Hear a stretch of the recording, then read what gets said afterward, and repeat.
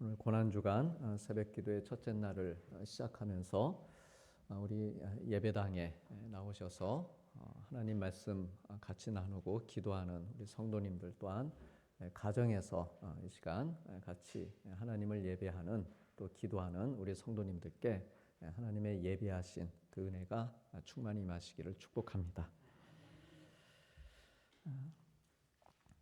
웨인 다이어의 마음의 습관이라고 하는 책에 보면 자기가 원하는 것을 얻는 데 성공한 사람은 그런 사람들은 네 가지 특징을 가지고 있다라고 말합니다. 그러니까 우리가 뭔가를 원하는 그런 삶을 우리가 살아갈 때 즉흥적으로 이루어진다라기보다는 그것이 마음의 어떤 습관, 내 삶의 습관을 통해서 그것이 얻어진다라고 하는 것입니다. 내가 지금 딱 구한다고 해서 물론 바로 얻어지는 경우도 있겠지만 대개의 경우는 그게 어떤 습관의 산물이다. 내가 어떤 목표를 정하고 나아갈 때 나의 어떤 삶의 습관, 내 생각의 또한 내 마음의 습관, 내 기도의 습관, 신앙의 습관 이런 것들을 통해서 우리가 원하는 것을 물론 우리가 원한다고 다 얻어지는 것은 아닐 테지만 그래도 그런 방향을 향해서 우리가 나아갈 수 있다라고 하는 것입니다. 그래서 네 가지 특징 혹은 네 가지 그런 습관이 있는데 첫째는 자기가 바라는 것을 이제 표현하는 것입니다. 표현하지 않으면은 알 수가 없습니다. 내가 먹고 싶은 거든 혹은 갖고 싶은 거든 그것을 표정이나 혹은 말로 표현을 해야 알 수 있습니다. 또 그렇게 표현을 하면서 그게 또 자기에게도 내가 이것을 원하고 있구나. 그게 이제 강화가 되는 것입니다. 하나님께도 마찬가지입니다. 하나님께서 우리의 마음을 다 아십니다. 우리가 무엇을 원하는지 다 아십니다. 그렇지만 그럼에도 불구하고 우리 입을 열어서 하나님께 구하고 또 찾고 두드리는 그런 표현을 할 수 있어야 됩니다. 두 번째는 그 원하는 것을 얻기 위해서 주변에 요청을 하는 것입니다. 우리는 나 혼자 홀로 인생을 살아가고 있지 않습니다. 혼자의 힘으로 해결하고 살려는 마음 가상하지만 내 주변에는 나를 도울 수 있는 사람들이 있다. 이것을 우리가 기억해야 됩니다. 그래서 우리 가족들도 있고 또 친구도 있고 또 우리 곁에 같이 믿음 생활하고 있는 우리 신앙의 믿음의 식구들도 있습니다. 또 셋째로 내가 구하는 것을 얻기 위해서는 내게 나의 의도를 내가 가지고 있는 의도를 이제 확인하는 그런 과정이 필요합니다. 내가 무엇을 위해서 이것을 원하는가? 내가 지금 무엇을 하기 위해서 정말 무엇을 얻기 위해서 내가 이 시간 기도를 하고 있는가? 그것을 물어보면서 나의 동기나 의도가 선한지 타당한지를 따져보는 것입니다. 그래서 하나님은 우리의 중심을 살피신다라고 말씀하십니다. 선한 중심을 보시는 것이죠. 그래서 나의 의도, 이 시간 내가 하나님께 구하는 혹은 내가 바라는 그런 의도가 선하면 우리 하나님께서도 선하게 응답을 해주십니다. 그리고 우리들도 내가 원하는 것을 보다 자신 있게 구할 수 있습니다. 정당성이 있는 것이죠. 마지막 넷째는 내가 구하고자 하는 것에 열정을 가지는 것입니다.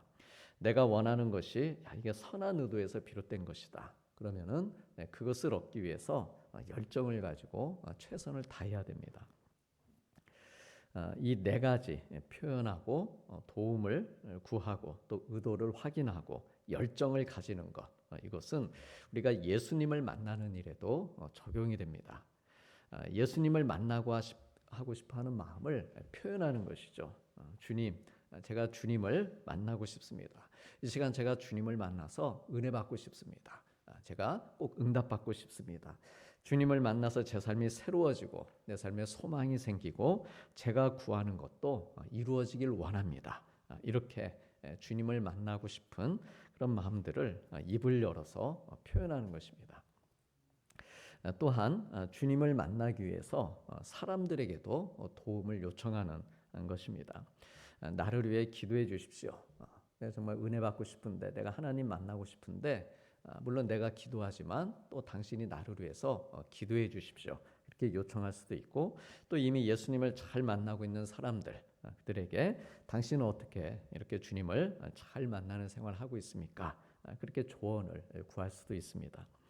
또 셋째로 나는 무엇을 위해 내가 예수님을 만나기를 원하고 있는지, 내가 주님을 만나고 싶어하는 의도를 물을 수 있어야 됩니다. 정말 주님 자체가 좋아서 내가 주님 만나기를 또 응답받기를 원하는 것인지, 아니면 주님을 어떤 수단으로 내가 생각하고 있지는 않은지, 그것을 반드시 우리가 물어보면서 믿음 생활을 해야 됩니다. 또 넷째로 우리가 예수님을 만나기 위해 이제 나의 열정을 쏟아붓는 것입니다. 마음을 다해서 예수님을 믿는 것이죠. 어떻게 하는 것이 우리가 열심을 다해 예수님을 믿는 것인가? 그것은 내 마음, 내 중심, 내 정성을 다하는 것입니다.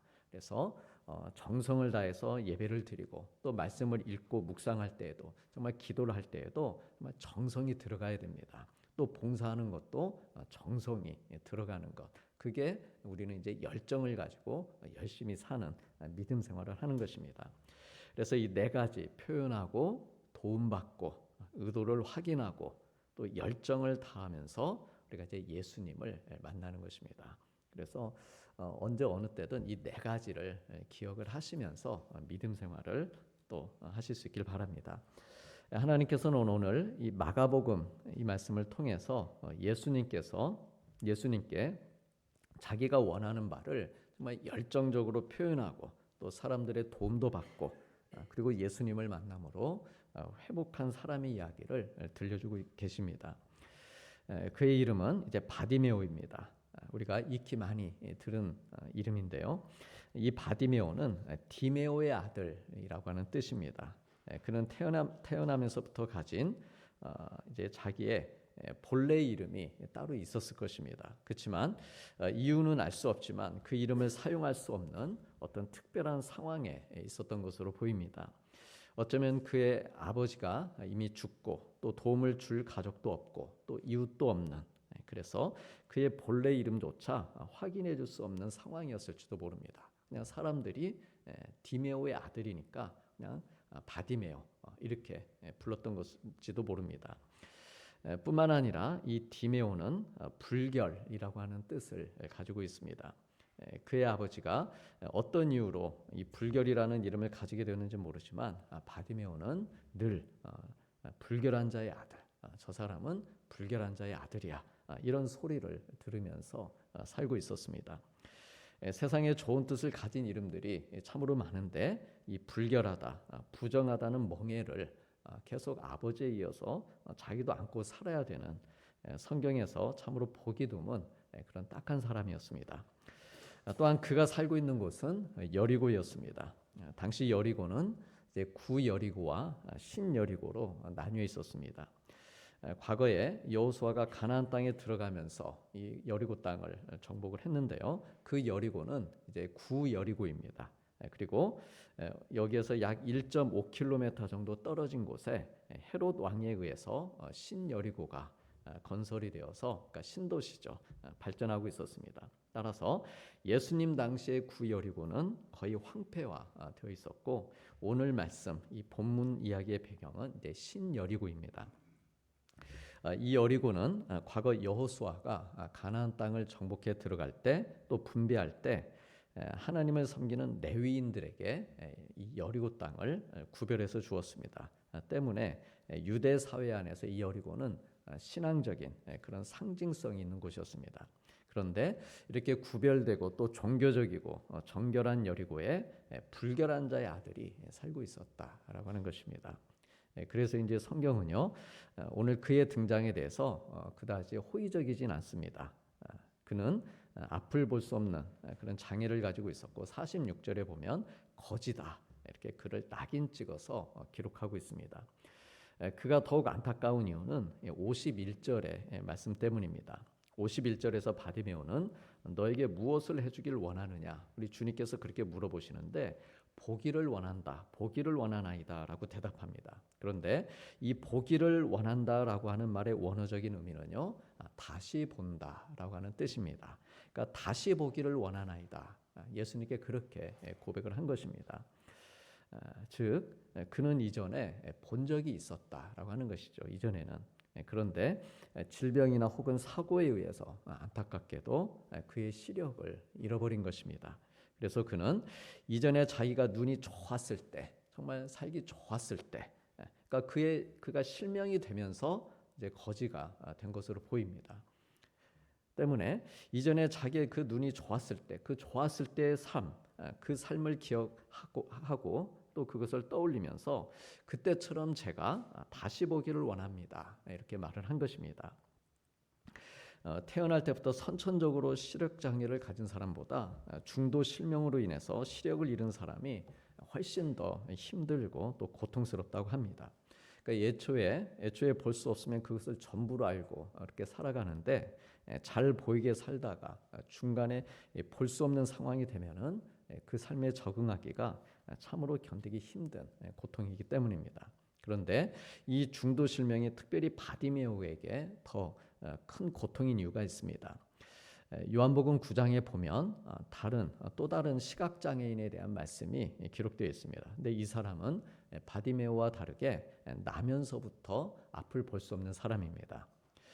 예수님의 제자들이 이 나면서부터 앞을 볼 수 없는 사람을 세워두고 예수님께 질문합니다. 랍비여, 선생님이여, 이 사람이 어떻게 이렇게 앞을 볼 수 없게 태어난 것이 누구의 죄입니까? 이렇게 물어봅니다. 제자들이 이렇게 물어본 이유는요, 율법에 의하면은 몸에 장애나 흠이 있는 경우에 죄 때문이다, 그렇게 여겼기 때문입니다. 그런데 나면서부터 장애를 가지고 있으면은 이것이 정확히 누구의 죄 때문에 이렇게 된 것인지, 부모의 죄 때문인지 아니면 본인 자신의 죄 때문인지 알기가 어려웠습니다. 그래서 제자들이 궁금해서 누구의 죄 때문이냐고 주님께 물은 것입니다. 그런데 오늘 말씀에 이 바디메오처럼 중도의 시력을 잃은 경우는 논쟁의 여지가 없는 것입니다. 이것은 100% 본인의 죄 때문에, 저 사람이 뭔가 잘못한 게 있어서 죄가 있기 때문에 이렇게 눈이 실명이 된 것이지, 그것이 이제 그 당시 사람들의 생각이었습니다. 그러므로 바디메오는 실명으로 인한 고통도 컸지만 그를 더 힘들게 했던 것은 나는 죄인이다, 이제 그런 생각 때문이었습니다. 나는 이곳 제사장과 레위인의 도시인 여리고에서 결코 받아들여질 수 없는 그런 불결한 사람이요, 부정한 죄인이라는 생각 때문이었습니다. 그래서 이 죄의식으로 인한 영적인 눌림, 이 죄의식으로 인한 자기의 상처, 또 절망, 낙심하는 마음, 이것이 그를 철저히 비참하게 무너뜨리고 있었습니다. 사랑하는 성도님들, 이처럼 죄의식으로 고통스러운 나날을 보내고 있는 사람이 설령 그가 바라고 구하는 것이 있다 한들, 그가 표현한들, 그가 열정을 가지고 산다 한들, 그게 무슨 그리 대단한 의미가 있었겠습니까? 불결한 죄인의 요청에 도움을 줄 사람이 몇이나 되었겠습니까? 죄인이 품고 있는 열정에 누가 귀를 기울여주고 마음을 써주겠습니까? 실제로 46절에서 바디메오는 그냥 길가에 앉아 있습니다. 그러니까 할 수 있는 게 아무것도 없었기 때문입니다. 여기에서 이 앉은이라고 하는 말은 헬라어로 에카사토라고 해서 털썩 주저앉아 있는 모습입니다. 그의 소망 없음을, 그의 거지다움을 더없이 잘 표현해주고 있는, 털썩 주저앉아 있는 그런 모습입니다. 그러니까 이보다 더 거지다울 수 없고, 이보다 더 소망이 없을 수 없고, 이보다 더 죄인다울 수 없는 그 모습을 이 마가는 이 앉아있다, 이 말씀을 통해서 표현하고 있는 것입니다. 그런데 이렇게 소망이 없고 거짓없고 또 죄인다움을 벗어나지 못하고 있는 그가 예수님을 이제 만나는 것입니다. 46절에 예수님과 제자들이 여리고에 이르렀습니다. 그리고 다시 나가시는 길이었습니다. 이 길은 선한 사마리아인의 비유에 등장하는 강도 만난 사람이 걸었던 그 길입니다. 그런데 우리 주님께서 이 험한 길을 택해서 들어오시고 지금 또다시 나가시는 이유, 이것은 오직 하나, 그날 그 자리에 이 바디메오가 앉아 있을 것을 우리 주님이 아셨기 때문입니다. 이 말씀에 보면은요, 분명히 우리 예수님께서 여리고에 들어오셨다가 지금 또 나가고 계시는데, 그 들어오시고 나가시는 중간 그 사이에 이 여리고에서 어떤 일을 하셨는지가 기록되어 있지가 않습니다. 이것은 이 저자인 마가가 의도적으로 예수님께서 이곳에 들어오셨다가 나가시는 이유가 바디메오를 만나기 위해서라고 하는 사실을 강조하기 위해서입니다. 보통은 어느 지역에 가시면은 반드시 어떤 일을 행하십니다. 그리고 또 나가시는 기록이 나와 있습니다. 그런데 예수님께서 들어오셨다가 나가시는데 그 사이 아무런 일도 안 하시고 그리고 바디메오를 만나셨다. 이것은 철저히 예수님께서 그날 이 한 사람을 바디메오를 만나기 위해서 오셨다라고 하는 것이죠. 바디메오를 위해 들어오신 길이셨고 또한 그를 위해서 나가시는 길이셨습니다. 그 동네에서 가장 불결하고 가장 부정하고 가장 가난한 인생을 찾아 만나신 것입니다.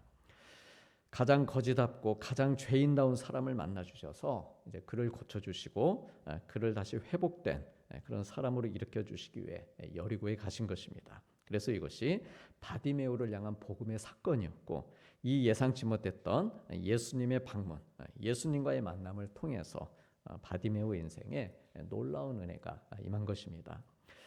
우리 다 함께 47절 말씀을 보시겠습니다. 나사렛 예수시란 말을 듣고 소리질러 이르되 다윗의 자손 예수여 나를 불쌍히 여기소서 하거늘. 바디메오는 지금까지 살아오면서 자기가 원하는 것을 놓고 소리질러 표현해 본 적이 없는 사람입니다. 특히나 실명을 한 이후에는 더더욱 그랬을 것입니다. 근데 그런 그를 자기가 원하는 것을 위해서 마음껏 소리 높여 부르짖으며 표현할 줄 아는 사람으로 살아보라. 주님께서 그렇게 바꿔주신 것입니다. 우리 성도님들, 우리가 예수님 믿으면서 정말 내가 하나님께 구하고 정말 하나님 사랑하면서 마음껏 소리 높여 부르짖으면서 표현할 줄 아는 사람들이 되어야 됩니다. 그게 우리가 이제 기도하는 시간이죠. 특별히. 물론 말씀을 읽으면서 우리가 나의 마음을 표현할 수도 있지만 구체적으로 우리가 내 소리를 높여서 부르짖고 표현할 줄 아는 사람으로 사는 것, 이것은 우리가 기도하는 시간을 통해서 그렇게 살 수 있는 것입니다. 우리가 이 예배당 안에서는 이제 같이 기도하시기 때문에 좀 조용히 우리가 묵상으로 그렇게 기도를 하지만 내가 혼자 있는 그런 시간이다 싶으면은 층간 소음의 문제가 되지 않는 그 선에서 정말 부르짖으면서, 그래서 때로는 우리가 기도원에 가는 그런 시간들도 필요합니다. 가서 간절히 표현하는 것이죠. 부르짖는 것입니다.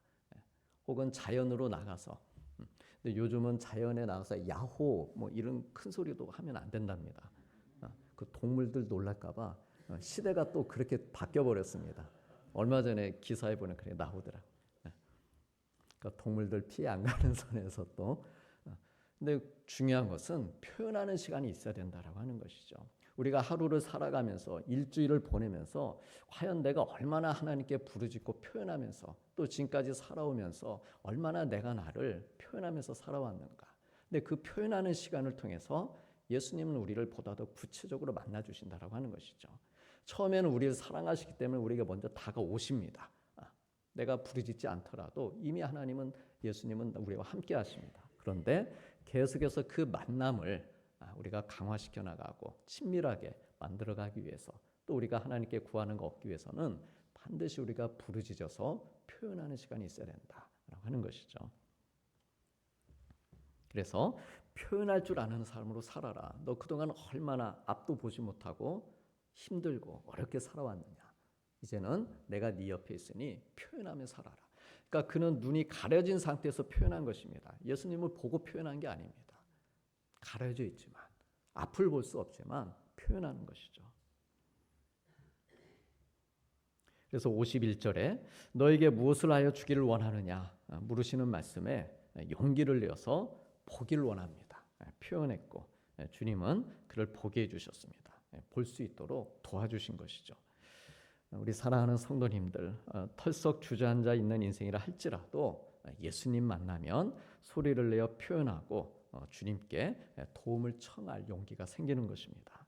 소리를 질러서 나를 불쌍히 여겨 주옵소서, 그렇게 열정을 다해서 구할 줄 알게 됩니다. 절망 속에 있던 바디메오에게 찾아오셔서 만나주신 우리 주님께서는요, 오늘 우리들에게도 찾아오셔서 이 시간 우리를 만나주고 계십니다. 내가 원하는 것이 무엇인지 그래서 표현하게 해주시고 부르짖고 기도하며 도움을 청하게 하시고 하나님 사랑 안에서 선한 의도를 찾아가게 하시고 내가 받은 구원의 은혜를 기뻐하며 열정의 사람이 되게 해주십니다. 이것이 오늘 또 우리가 믿음으로 구원받는 삶의 증거이고 특별히 이 고난주간 새벽 기도회를 드리면서 내가 앉아있는 바로 이 자리에서부터 주님을 따르게 하는 능력입니다. 그러므로 우리 주님과 이 놀라운 만남을 우리가 기대하고 사모하되 매일 가능하면 매일마다 기대하고 사모하면서 우리 주님을 내 삶의 중심으로 모셔드리고 그래서 회복과 소망과 나아가 부활의 삶을 향해서 믿음으로 살아가는 우리 귀한 성도님들 될 수 있기를 주님의 이름으로 축복합니다. 오늘 주실 말씀 기억하시면서 같이 기도하시겠습니다. 그 책자에 있는 제목을 참고하시면 되겠습니다.